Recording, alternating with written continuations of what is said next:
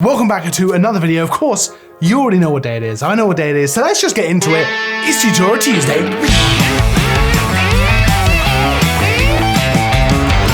Welcome back to Tutorial Tuesday, where each and every Tuesday, we bring you a brand new, fresh photography tutorial. Now, this week, as every week is no different, and we're gonna be talking about landscape photography, and specifically, something that I think I've touched on in a few videos in the past, but something which, once I kind of realized it and started using this particular tip, changed landscape photography for me forever. So we're gonna go through this one specific tip for landscape photography, but we're gonna go into it in a bit of detail. I'm gonna show you some photos where I've used it and it's worked. I'm gonna show you some photos where I haven't used it and it hasn't worked.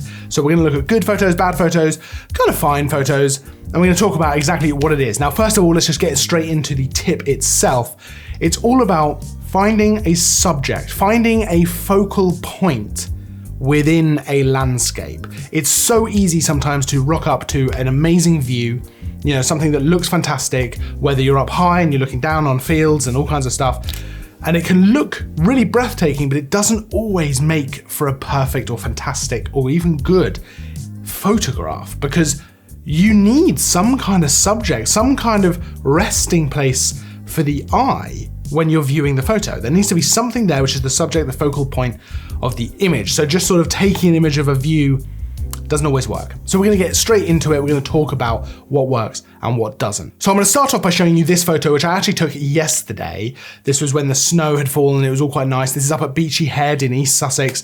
And you can see there's kind of this winding road that leads your eye to the lighthouse in the background. That lighthouse in the background is the focal point for this image. It is the kind of resting place for your eye. So if you look around the photo, your eye kind of naturally goes back to that lighthouse. And that's important because there needs to be a spot in the photo like that that's gonna work. And in this one, it's that lighthouse. I'll show you a couple of other examples so you can see exactly what I'm talking about. In this photo, the reeds in the background, kind of through these trees and across the lake, are the focal point of the image. That's where your eye naturally rests. You might look around, you might see other parts of it, but that's kind of the actual main subject of the image. And this photo, it's the building. And while there's clearly a sunset going on somewhere else in the photo, giving us this nice golden light, the building works as a really nice resting place for your eye as the subject of this landscape. And that's really what I'm talking about here, is composition. It's really important to find a way to lead your viewer's eye to the subject and find a place for them to naturally rest. Now, I'm saying that over and over again, I realize that, and there's no kind of avoiding that, but we are gonna talk about ways that you can make this work. Let me show you another example of one where I didn't apply this, and it just doesn't feel like a complete image. You know, it's not bad, but it's not a finished, good landscape that I'm happy with. This one here, you know, you've got nice clouds in the sky, nice reflections on the lake. It's a little bit messy on the lake because it was a bit kind of dirty with different things and branches and leaves and all kinds of stuff. You've got the kind of forest around, but there's nothing specific for your eye to land on. So you end up looking around the image, looking at different parts of it, and you never kind of rest on any one piece. It makes it difficult or slightly less comfortable to view the image because there's nothing for you to focus on. And this one here, taken a good few years ago, just perfectly demonstrates there's nothing really here. There's just a sky, which, to be honest, I've obviously upped the saturation years ago, but there's no subject here. There's just kind of a bit of a hill and a bit of sky. There's no subject to this landscape. It's just what I could see in front of me. So I've not put any time into the composition. Now, there's lots of ways, obviously, that you can find a good resting spot, a good subject, a good focal point for your image. Obviously, a lot of landscapes are gonna have one naturally, you just have to find it. So for example, the lighthouse works really well because everything else kind of points towards it. The road leads round, so it almost works like a little bit of a leading line to that lighthouse. You know, shooting down a path or a road works really well because you naturally get those leading lines leading off into the distance, which will end up being the focal point, the subject of that landscape. Like in this photo here, where the gate at the end kind of becomes the subject and everything else points towards it. You know, we're drawn down towards that gate. In this photo, it kind of works well because the rocks in the foreground kind of work as the subject, but you've also got things like the cliffs, the nice gradient sunset in the sky, which looks very nice, but you're drawn back back to those rocks as a natural kind of resting spot for the eye. But what if there's not an obvious natural spot like that in the photo? What if when you're looking at the landscape, it's a stunning situation, stunning view, but you don't have an obvious spot to land on as the subject? Well, you can add your own. I've done this loads of times, added people to a landscape to give not only a subject and a focal point, but also a sense of scale can absolutely help with this as well. So for example, in this photo, the actual landscape itself was really beautiful. This is actually a durdledor in Dorset, just not the classic kind of rock that you would imagine that I'd be taking a photo of, but instead just this nice bit of kind of cliff and landscape that looks really nice with the light coming in from the sunset as well. But there was no kind of subject, nothing to focus on in the photo. So I got Matilda, who was with me, to go and stand way off in the distance to give a sense of scale for what we were looking at, and also to give a subject, a focal point for this image. And it ends up working really well. It ends up feeling like an adventure kind of photo. You end up taking in the landscape, but you've got a nice area to come back to and focus on. Let's take this photo, for example, as well, which is obviously at night and taking a photo of the Milky Way, but it felt a little bit empty. I didn't want to take a photo just of the Milky Way. And because of the angle that I was shooting, I couldn't really get things like a lighthouse or the cliffs into it and have the Milky Way.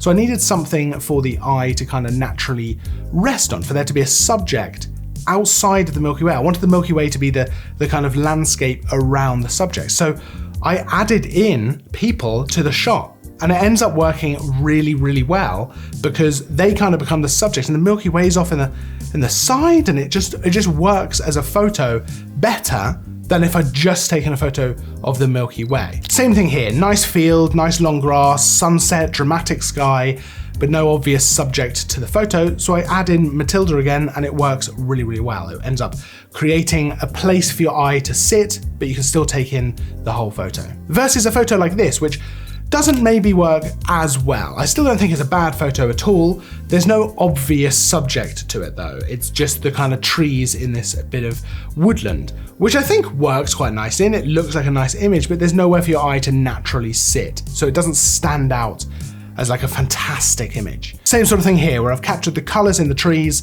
but I haven't focused in on one specific subject. I've not kind of used the composition to the best of my ability to get one subject, which is then surrounded and accentuated by the colors. For example, I could use the orange tree as the subject, and I could have gone in a little bit closer to that maybe, used a bit of depth of field, something like that, played around with the composition to get it where I wanted it to be. So we've talked about adding a person to the landscape to kind of add your own subject, to add a focal point to the image, but let's talk a little bit about composition. Now, you've probably heard about, or you probably use, the rule of thirds. You know, where you've got the grid. Most cameras allow you to actually add that onto your screen or even your viewfinder as well, so you can actually practice that as you take photos, to line things up on the lines within that grid to create, you know, a better composition. And that's kind of a good basic place to start. But something else that's really going to help when it comes to finding a subject and a focal point for your landscape photography is leading lines, something to draw the viewer to your subject, where you want them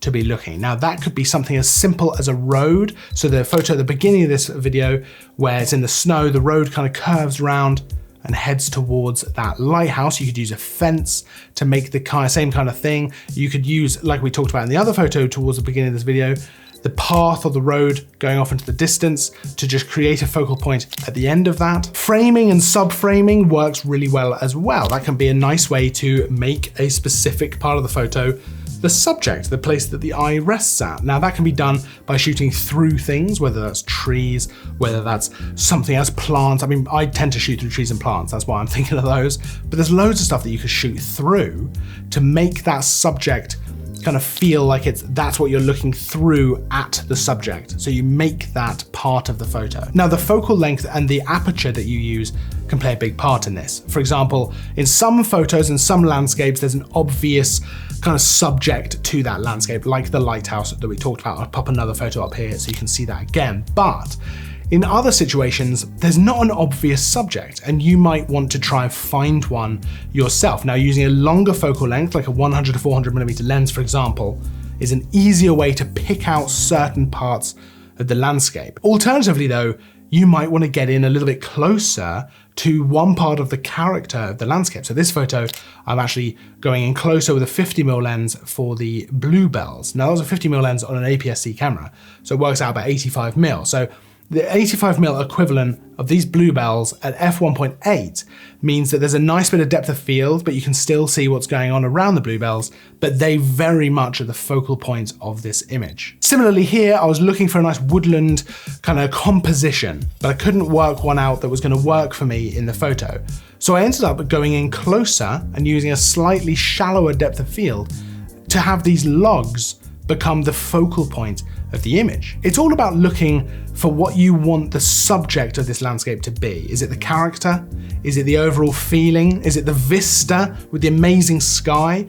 Or is it the story of this landscape? Is it the kind of story you're trying to tell, which is why you need a character, a subject in that landscape? It's all very well going for the nice, beautiful view and trying to capture that as a whole, but sometimes it works better to focus in on one specific aspect of a landscape. And if you've got a massive vista, a nice wide view, there might be a couple of different compositions there that you could work with. And this has completely changed the way I approach landscape photography. It has completely kind of revolutionized the way I look at a landscape.